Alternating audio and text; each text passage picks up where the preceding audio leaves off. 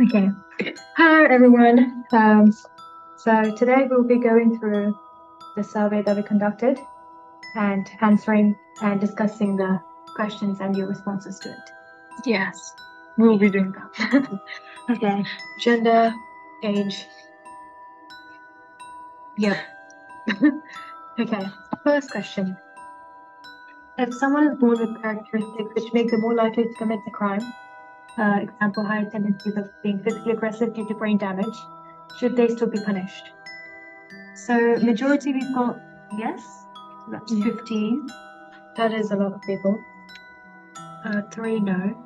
And then we've got varied responses. okay. So do you want to go for them? Do you want to? Yeah. Yes, but to a lesser extent, and help should be given. Okay. So like a lesser sentence, maybe a reduced sentence because of their mental health illness. Yeah, but I guess at the same time, people can. I know there's been a lot of crimes that people plead insanity. Yeah, they fake it. Yeah, they fake it. Which, but I guess, I mean, if you get a clinical psychologist look at it, I mean, they could be faking it, but yeah, I guess with professional, even just having that review could help. Yeah. But yeah, having a shorter sentence if we do have very clear evidence Yeah. that they have a mental health illness. I guess, but I mean, the majority of them did say yes, which means they should be given equal punishment compared to like people who don't. Yeah, because I guess, I mean, if you look at schizophrenia, for example, people with schizophrenia, they don't tend to be violent or aggressive. That's only like a small minority. Yeah. So even with a mental health illness, they're still, they're still not committing crimes. So next one. Rehabilitation, perhaps, or correctional root cause. Someone's thinking. Okay. So this sort of relates to our fourth episode. Fourth episode. We talk about rehabilitation and retribution. So instead of being punished, so rehabilitation. Yeah, different. Yeah, it's again begs the question of should prison systems be changed so it's not just aggressive and like really scary. Yeah, but it's more like rehabilitation, really getting to focus on themselves and change. Yeah. And I think someone mentioned like the design of the prison itself should be changed, It's separating by crime or age. That'd be good. Next one. Lenient punishment and programs that help them control their emotions. Yeah. So I'm guessing it's the same as like making sure the rehabilitation is there to ensure that they're given a chance. I think this would be like involved in rehabilitation, sort of focusing on those emotions. Yeah. Next one. I guess it depends on circumstance and situation. The next person also said depends on circumstances. Which the crime is committed. I guess the circumstance is the characteristics. Yeah, if they have. It again sort of means that it could have been like external factors as well, I guess. Like, it's gonna happen in spur of the moment. Yeah. Or, if it wasn't premeditated, there could be a variety. But also we need to be like careful about the fact that it's not like every single person with like the mental illness that will cause it. It's just a small minority. Yeah, it's just some situations might trigger like a response and then that might be too. Exactly, yeah. Okay, should we move on? Yeah. A criminal who has committed a crime but has a mental health illness should be relieved of punishment. So most people disagreed with that. Okay. So disagree neutral. So they shouldn't be relieved of punishments for that. Yeah, so equal punishment for all, I guess. Yeah.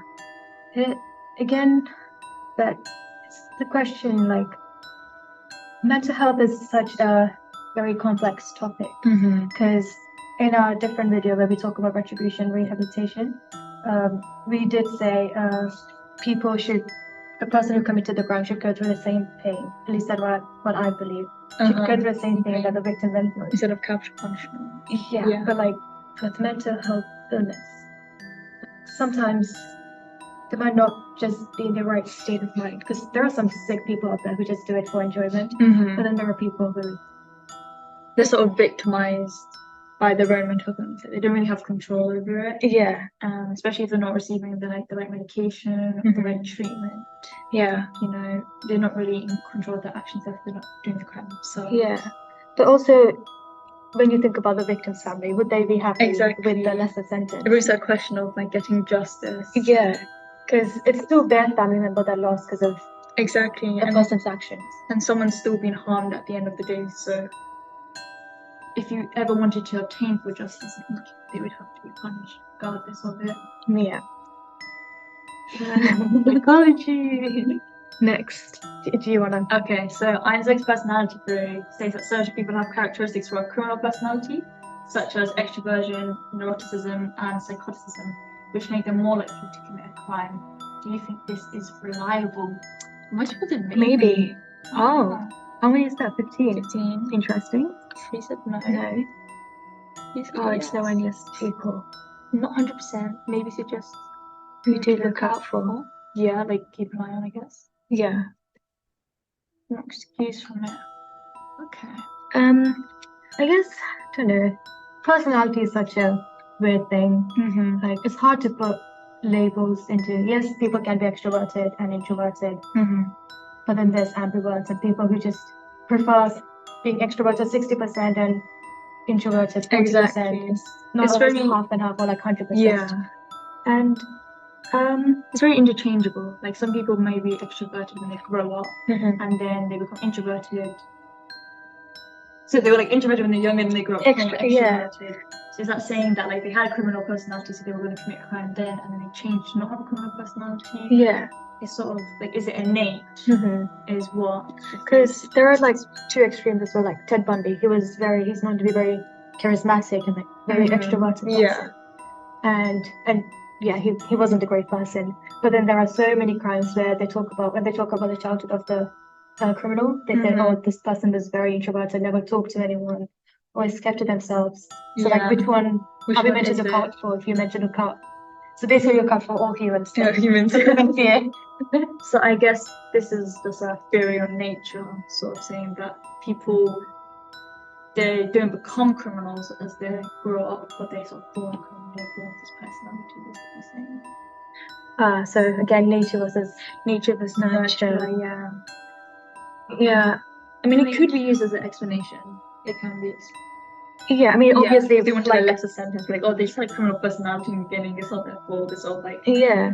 I mean, if there are very telling signs, like, I don't know, a 3-year-old grabs a knife and stabs a dog or something, that's not Yeah. normal. Yeah, because I think abuse of animals comes before abuse of humans. Yeah. So, like, if you're 3-year-old stabbing an animal, you know, please get help. Please. Like, our safety. Yeah. Maybe it's like a good answer to it because it's never 100% sure. We can never tell if a person is going to be a criminal. You could be one, and they wouldn't I tell. mean, you got a psychopath and I'm not. That was just one word. I didn't get sick. What if you said we did get it? Yeah, a criminal who has been subjected to abuse should not be punished with abuse. Yeah, you can't read. Okay, but the abuser then should be. I can't read themselves. Okay, a criminal has been subjected to. A criminal has been subjected to abuse. should not be punished, but the abuser themselves should. Disagree. The criminal themselves. So a lot more disagree. I would agree with that actually. Because that's focusing on nurture, and basically if you get abused at a young age, right? You're gonna grow up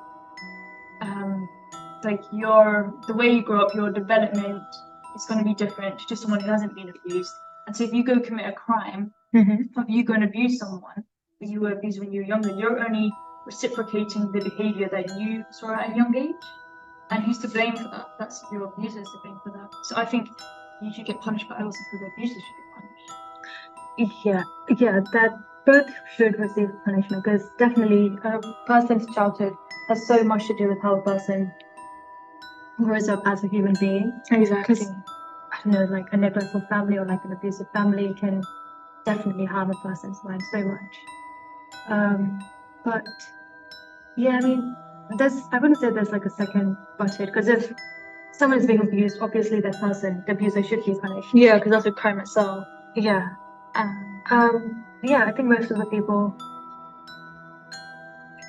disagreed. They disagreed, so they thought that So the abuser should not be punished. they really should not be punished. I guess it's just the way the question is phrased, to be honest. Yeah.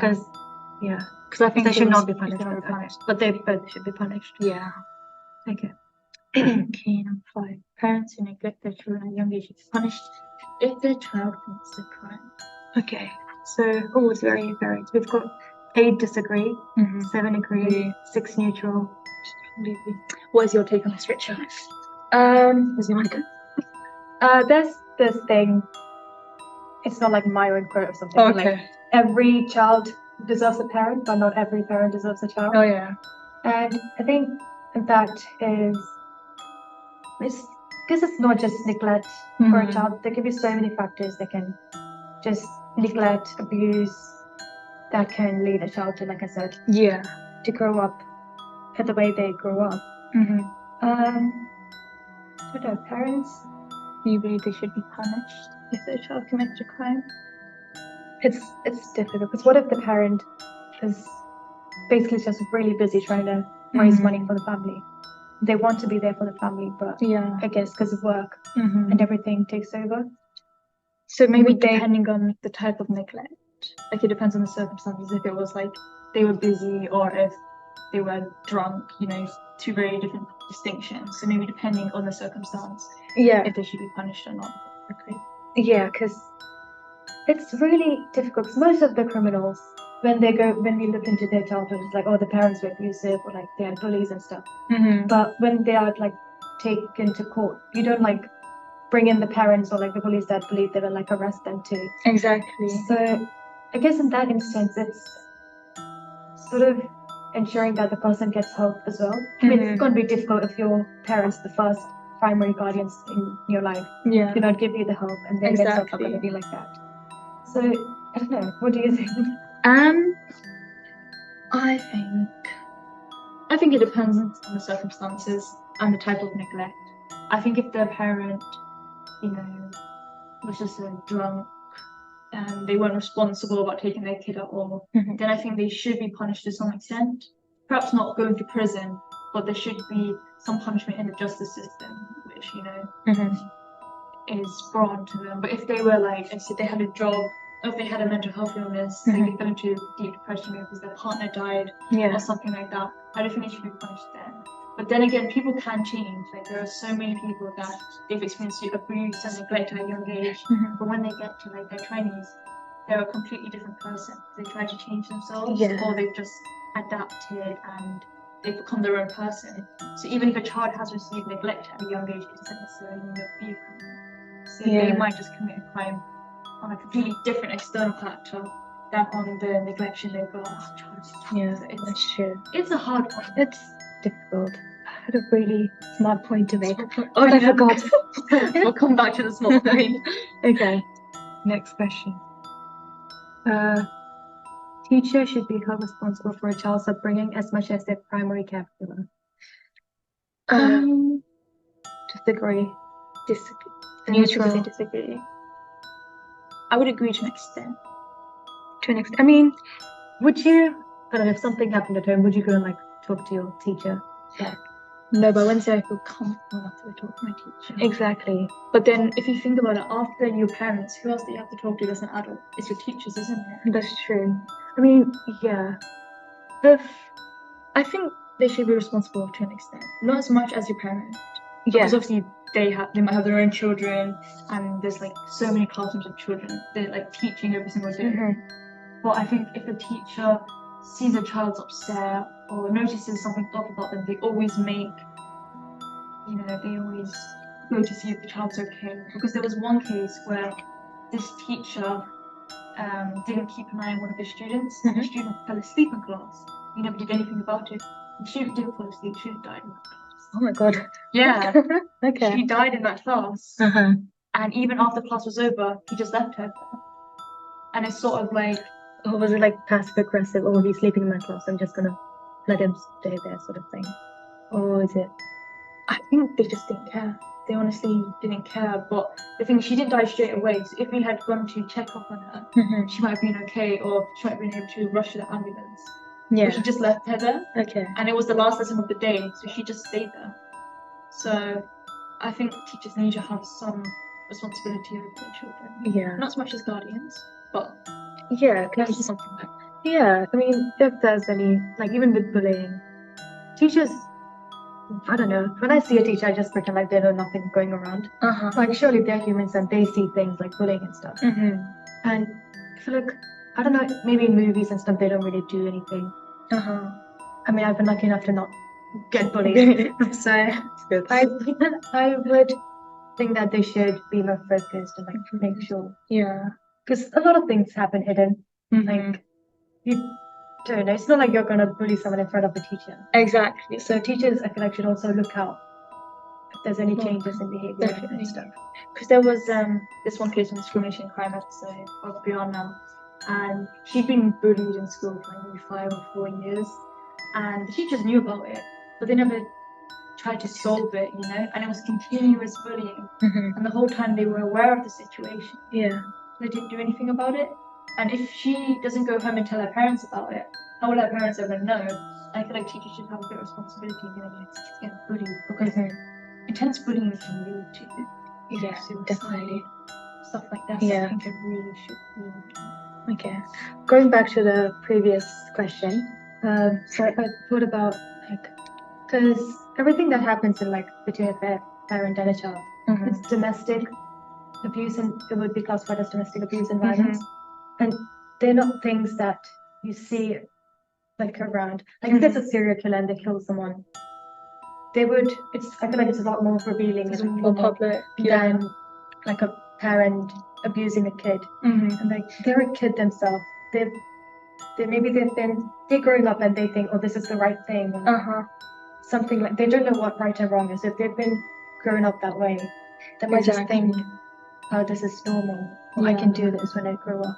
And it's harder to get help because it's within their home and it's not like exposed to the world to see for them to get help.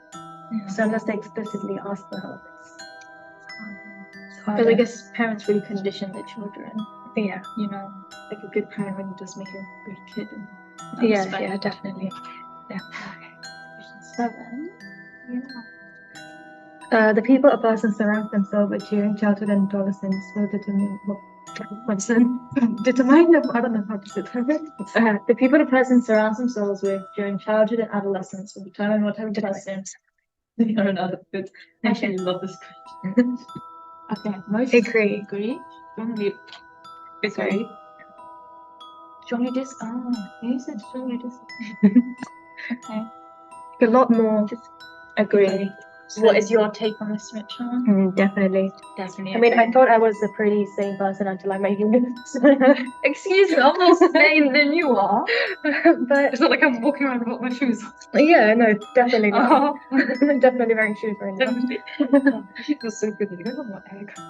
Exactly. I mean, it's just loud too. It feels nice either way. But yeah, I think yes, definitely. Because when you're growing up, when you're a teen, it's always like, oh, what does people around me think? What does my friends think? The way I dress, the way I act, am I popular? And yeah, you don't care. You don't really think, oh, I hope my mom likes this dress I'm wearing. It's more like, oh, the person I like likes this dress I'm wearing. I have my crush like Yeah, so it definitely. Yeah, because I feel like if you're friends with people who are a lot more outgoing or they do crazy stuff, the more you hang out with them, the more you're gonna become like them. Even if you start off a bit more quieter, you eventually become like that because you become comfortable with these people. Yeah. So, and I think people's personalities do merge. Like, I don't know if you ever mentioned it, but you're texting one of your friends and they start texting like you. Yeah. Yeah, so I think you definitely merge personalities with people you spend a lot of time with. No, yeah, I agree because you would want to fit in. So even if it's consciously or subconsciously, you start to become like the people you hang out with. Because you see a lot of teen groups where they don't smoke at the beginning, but their friends are smoking, and it's not that their friends are peer pressuring them. It's that they're always around us and thinking, I'll have a try, and they eventually get into it themselves. Yeah. So I think that's just a brilliant example to show how people become like their friends. Yeah, exactly. So it definitely has an impact on adulthood. Yeah. Okay, I mean, yeah, most of the people agree with that. Yeah. Yeah. Next question. In your personal opinion, which factor do you think makes someone most likely to commit a crime? Nurture. I think maybe most of the cases could be nurture. Definitely. Because, like we said at the beginning, your childhood and how your parents are with you definitely shapes. Exactly. Yeah. I mean, I don't think you're born to like, you're just born into the world and you're like, oh, I'm gonna kill this person. Exactly. That's not someone's first word, you know. Yeah. Or something. And you can always change, you know, with nature. I don't think it's innate. It's more changeable, do you feel? Rather than the effect of nurture. But at the same time, the crime I will be talking about in my Nature vs. Nurture episode, there were no signs of any abuse or like extreme neglect. Okay. I mean, it's a pretty recent case, so there's so much information. But as far as research has been done, there isn't much of a problem in the childhood. Like the guardian that the person grew up with was also very caring. Okay. But then when they grew up, they did commit a crime, which I mean, looking back at their childhood, you wouldn't think they would. Okay. So it's like why they. Sorry, I'm shivering. It's only the window. So yeah, it's like, why did they do it too? Was it because they were born? Yeah. It's like is psychopathy something you're born with? Or? Psychopathy? Yeah. You mean psychopathology, bro? I don't know. That's even like phobias and stuff. Depression and stuff. Basically being a psychopath. Is it something you're born with? Is it something you're born with? I mean, that's what Isaac's personality theory, which we discussed, believes that you're born with it, sort of thing. But I don't know, the thing with psychology theories is they can be debated, they can be criticized, you know, even if that person says yes, another researcher, another psychologist will find evidence that says no. So they're all just really theories, it's nothing like facts, I'd say. Like set in stone sort of thing. Okay. Yeah. I mean, I understand why it's such a well-known question, like the primal nature versus nurture, because you can never come to a conclusion. Exactly. And I think more people say nurture because more people know about nurture. Because I feel like nature, there's just less information regarding it. Yeah. So when people think, oh, someone became a criminal, they just think nurture because nature. I mean, it's a bit of a harder one, especially when you look at the brain structures. We also got young, and you look at, you know, all this different like biopsychology stuff. Yeah, definitely complicates. Yeah, because most of the crimes you hear is like, oh, the parents abused them, Exactly, which made them grow up this way. You don't really hear cases. Oh, this was like an A-star student, straight A's. Then one day decided to stab someone. You're sure you're gonna know yourself? But yeah, so far so good. So far so good. We'll see. Okay. I mean, it's a very interesting question, and I see why a lot of people did nurture. Just casually gonna move on after that. I mean, I would choose nurture too. What would you have chosen? I don't know. So far so good. Okay. Any further comments? Nah. All the best. Oh. The fourth question needs a bit more clarity in the sense that these must be punished. Oh yeah, that's the thing that's what was intended. But yeah. You can prevent crimes through nurture. The nature part of it means you're more likely to commit crime. Ultimately, the choice is still yours. Yeah, I mean, if your nurture sort of becomes your nature when you decide to commit your crimes, sort of. But some people, if they're so mentally unwell, then perhaps they can't control it. Yeah, that's true. It's like I see where this point is coming from, because I think as human beings, we have a lot of free will, we have a lot of control of our actions. But I think in some cases, like the very minority, like tiny percentage, I think sometimes there is no control. And it's personal opinion. But yeah. On a large scale, nurture is the predominant factor in nature find over. Yeah, like we said, we don't really see many nature being like a big factor in someone committing a crime. Yeah. So it's like even if someone has a mental health illness, they can. There's always so much help available, but it's always the parents or like people close to them. They do not give them the support they need, Yeah. which then causes them to spiral. And then once you've spiraled, it's a lot harder for you to like get back into society, regain your status. So Yeah. should the death penalty still exist? We are answering that in our other episode. Exactly. Stay tuned again. Okay. Oh. I think in most cases this is dependent on the crime. For example, if someone is subject to abuse as children, bandages, etc., to help with their wounds, they know they shouldn't be punished. The abuser should. But if they did something more serious, then it is also dependent on the abuse undergone. It is hard to say with no real context on the scenario how to answer these questions. In most cases, I think people should be punished for their respective crimes. So in this case, the abuser should be charged with abuse, not that. Okay. I definitely agree with that. You need more context with these questions because obviously each scenario is going to be different. Each person is going to be different. Yeah. So you really have to look at that person as a whole. If they had any motive behind it, or if they didn't have any motive, but still committed a crime. Yeah. So Like intention is such a hard thing to exactly in a crime. And then it's hard to pin the intention as well because some criminals aren't going to admit it. Some criminals never admit their intention or even where the body is, you know? They've been found evidence that they killed that person. They just don't admit anything. So you're kind of left with this question of motive, intention, sort of consequences. Yeah. I think, is that the end of it? That is the end of it. So thank you for joining us. Yes, it's been a pleasure. I hope you like our voice. Yeah, I hope you enjoy our main episodes on the Global Podcast channel. And we'll see you